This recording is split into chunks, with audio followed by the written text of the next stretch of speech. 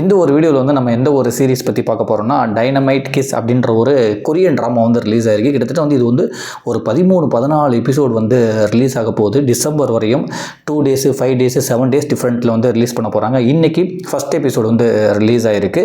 So அதை பற்றி சில விஷயங்களை ஷேர் பண்ணிக்கலான்னு. பட் அதுக்கு முன்னாடி வந்து எப்போவுமே வந்து கொரியன் ரிலேட்டடாக ஏகப்பட்ட ட்ராமா வந்து நெட்ஃப்ளிக்ஸில் அவைலபிளாக இருக்கும்.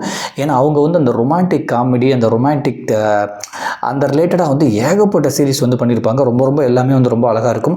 நம்ம எப்போவுமே வந்து கொரியன்னா வந்து த்ரில்லர் படங்கள் தான் நல்லா இருக்கும் அப்படின்னு நினைப்போம். பட் ஆனால் ஒரு சைடு பார்த்தா கிட்டத்தட்ட வந்து ஒரு 1000-2000 சீரிஸே வந்து கிடக்கும் நெட்ஃப்ளிக்ஸில். ஏன்னா அவ்வளோ கொரியன் ட்ராமா வந்து ஏகப்பட்ட இது பண்ணிக்கிட்டே இருப்பாங்க. வாரத்தில் ஒரு 2 கொரியன் சீரிஸ் வந்து ரிலீஸ் ஆகிட்டே இருக்கும்.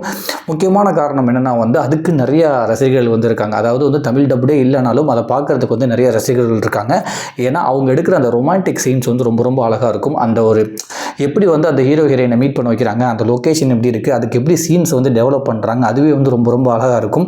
ரொம்ப க்ளோஸ் அப் ஷாட் வைப்பாங்க. இல்லைன்னா அந்த லொக்கேஷன்ஸே அவ்வளோ அழகாக இருக்கும். ஸோ கொரியன் ட்ராமாக்கே வந்து அந்த ஒரு ஹீரோ ஹீரோயினோட அந்த மீட்டப்பே வந்து அவ்வளோ அழகாக வந்து சூப்பராக ரெடி பண்ணுவாங்க. இதுவுமே வந்து அந்த மாதிரி தான் இருக்குது. எப்படின்னா வந்து ஒரு 1 hour வந்து ஃபஸ்ட் எபிசோடு வந்து ரிலீஸ் ஆகிருக்கு.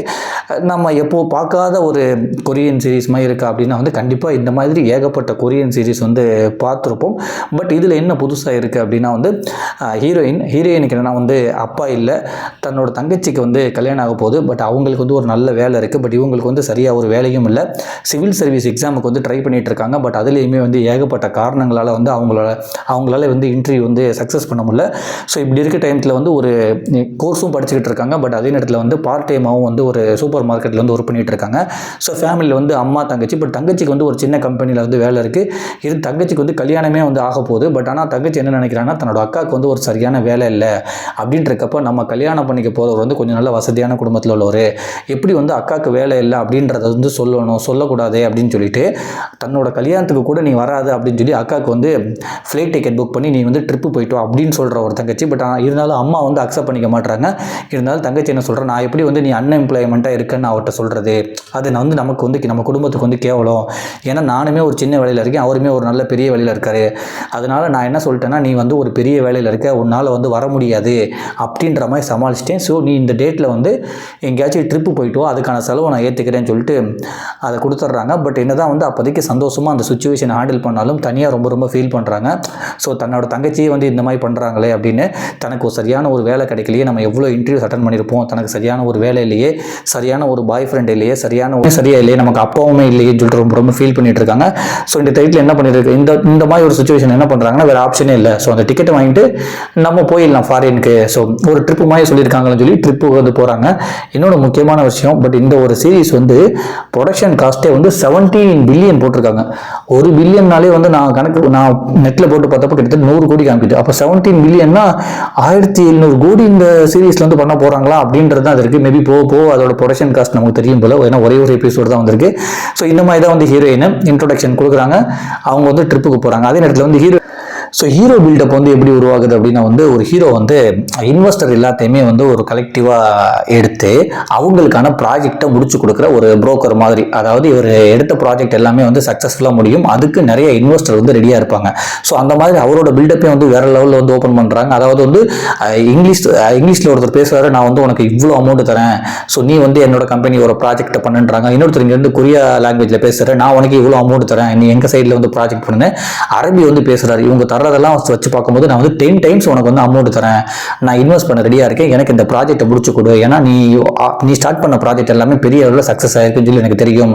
ஸோ நான் 10 times உனக்கு அதிகமாக தரேன்னு சொன்னேன். இந்த பக்கத்து அந்த கொரியாலையும் இங்கிலீஷ்லையும் பேசிட்டு இருந்தவங்க என்ன பண்ணுறாங்க, அந்த 2 லாங்குவேஜ் வந்து அந்த விர்ச்சுவல் காலில் தான் வந்து வராங்க, அவங்க கட் பண்ணிட்டு போயிடுறாங்க. ஸோ அப்பயே நமக்கு தெரியுது இப்போ ஹீரோ வந்து பெரிய அந்த ப்ராஜெக்ட்லாம் கம்ப்ளீட் பண்ணுறது போல் இந்த மாதிரி இன்வெஸ்டர்ஸ்லாம் பிடிச்சி அப்படின்னு சொல்லி அந்த ஹீரோக்கான ஒரு பில்டப் வந்து கொடுத்துட்றாங்க.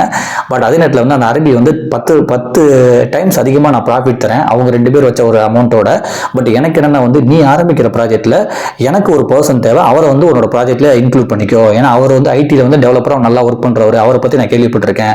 ஸோ நீ ப்ராஜெக்ட்டை நல்லா முடிச்சு கொடுப்பேன்னு தெரியும், அதுக்கு தான் நான் உனக்கு இவ்வளோ அமௌண்ட் தரேன். பட் ஆனால் நீ பண்ண போகிற ப்ராஜெக்ட்டில் அவரை வந்து இன்க்ளூட் பண்ணிக்கோ சொல்லி ஒரு கண்டிஷன் மட்டும் வைக்கிறாங்க. சரின்னு சொல்லிட்டு ஒருமே அக்செப்ட் பண்ணிக்கிறாரு. அப்போ தான் ஹீரோ வந்து ஒரு பிளான் பண்ணுறாரு.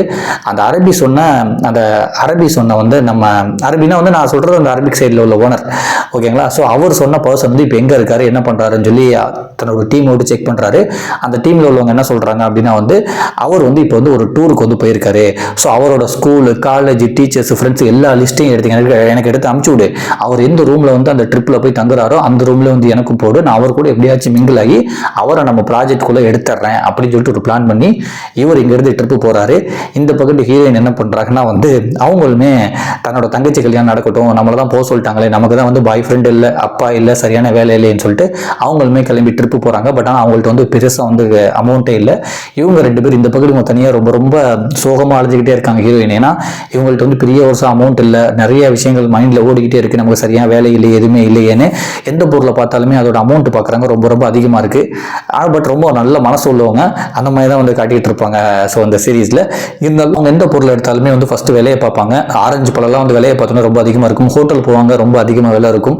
ஸோ அதெல்லாம் ஒன்று ஒன்றா வந்து அவாய்ட் பண்ணிக்கிட்டே இருப்பாங்க. ஸோ இந்த பக்கத்து இவங்க போய் சுற்றிக்கிட்டே இருப்பாங்க, எப்படா அந்த 2-3 நாள் முடிய போது நம்ம திருப்பி கிளம்பலான்னு.